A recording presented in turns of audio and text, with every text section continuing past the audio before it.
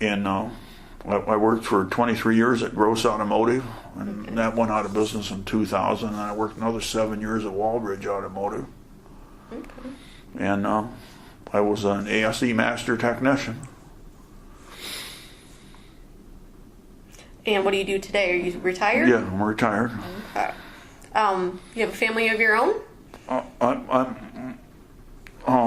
My Judy died in 2005. Okay.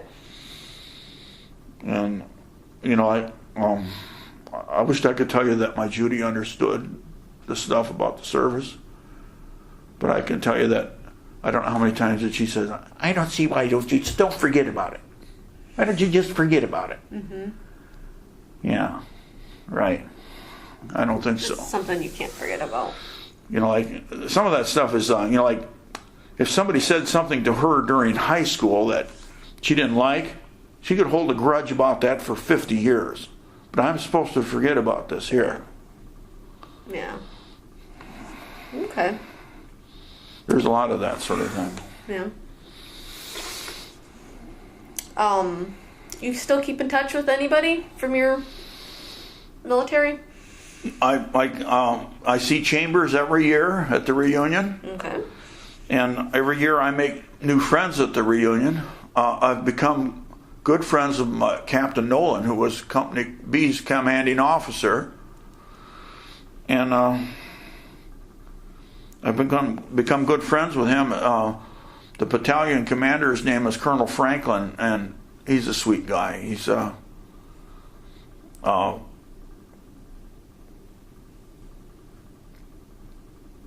the best. And as I say, every year I make new friends at the reunion. Mm-hmm. I always take a handful of pens along. I got my own pens. I should give you one. You should. I think my sister said something about that. Yeah, I thought I'd give you one. Well, thank you. And this one's okay for me? Yeah. Well, thank you. Those are actually, they write fairly well. And very cool. I got a huge box of them. You can they're cheaper though if you buy a lot of them. Cheaper per, Yeah. And it's like my phone number in there. Okay. So I consider that name horrible to be a war trophy. I would say so. It's my nom de guerre. Brad Newell and he's one of the guys at the reunion, and Bill Strauss. They're writing a book about our Vietnam experiences, and I put my stories in there. Oh, really? Yeah. I don't remember the name of the book. It was something about 40 years and a wake up or something like that. That isn't what I would have named it. I would have named the book "The People in Hell Won Ice Water." That's what I would have named it. Oh, I bet. You belong to any military organizations here in town, in the area? No, VFW, American Legion? And I can tell you that we weren't really welcome in the American Legion back in 1970. They didn't really consider us to be veterans, and I'm bitter about that yet. That's what I'm finding out. Yeah, but like most of those organizations have basically been taken over by Vietnam vets now. Yes, especially VFW, obviously. Yeah, but like the American Legion in Elmore, they were doing this little shunning thing there. Well, I had enough of that right off. Yeah, that's something you don't need. Yeah. Well, you think your military experience, you think it's influenced your outlook on war and politics in general? Yeah. For the good, for the bad? I'd like to think that I'm an equal opportunity distruster of the Democrats and Republicans. But I can tell you that I got 58,000 plus reasons why I don't trust Democrats. Yeah. I would like to think I distrusted them both the same. Mm-hmm. Well, looking back, would you do it all over again? Yes, I would. Made you who you were, huh? Yeah. The good, the bad, the ugly, right? Well, You know, I can tell you that, you know, like my buddy Gideon out there, he was telling me one time that his boys were playing war. And one of his boys, they said, yeah, I want to be Horrible Haar. And, you know, I didn't like that. I don't want any of those little boys to ever see that. yeah. But in your eyes, you're a hero. I know, and you don't look at yourself like that, though.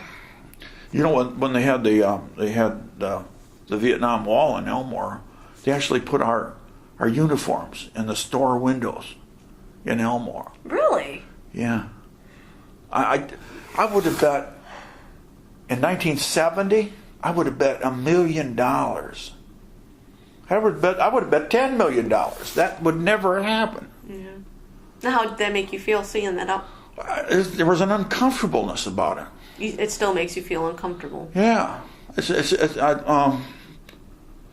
You know, they wanted us to arrange those displays, and you know, some of those guys, they put their medals in there. Mm-hmm. I don't want any little boys looking at through that window and say, "Wouldn't it be neat? Wouldn't it be neat to have that? Wouldn't it I'd have the Purple Heart." Mm-hmm. I don't want any of those little boys to see that. I don't want to see those little boys. I don't want them to see the monkey show. They I want them to miss them, little boys. What the price was to get that, to receive that, I should say. Okay. Well, anything else I didn't cover that you want to talk about? I don't know. No? The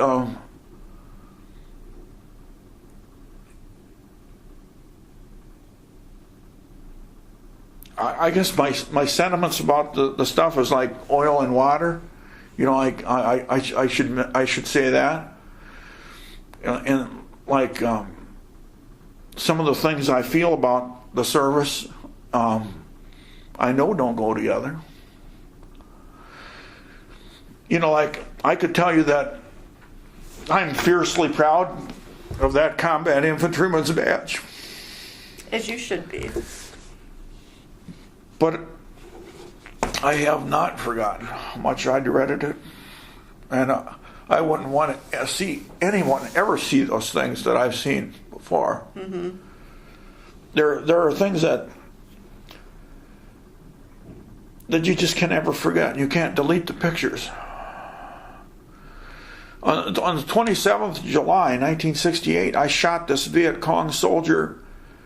He was wounded, and he held his hands up like this, and I shot him through the bottom of his chin out, and I laughed about it. And I wish to hell I could delete the picture. But you never can. You never can. You can't get rid of the picture. I still dream about that. Now, does it help talking about it? Yeah. It helps. Chambers, I guarantee that he probably works with people, mm-hmm. and they have no idea that he was ever in the service. Really? Just keeps it in? He won't say anything about it. Okay. Because I know. And back in the old days, no one wanted to hear anything about it. Well, and I think that's where why you guys all just kind of shut down. See, like I think it did me a lot of good. Remember, I told you that I talked my way through PTSD. Yes. But I'd be willing to bet that if you went back into the 1970s, and there is Marv, and he starts talking about Vietnam, and I bet you that everyone there says, "Oh God, geez. He's going to talk about the damn Vietnam War again," and we'll have to listen to him. Well, as far as I'm concerned, they can suffer. That was the way you. But a lot of people, you know, they got into the deal where no one wants to hear about it.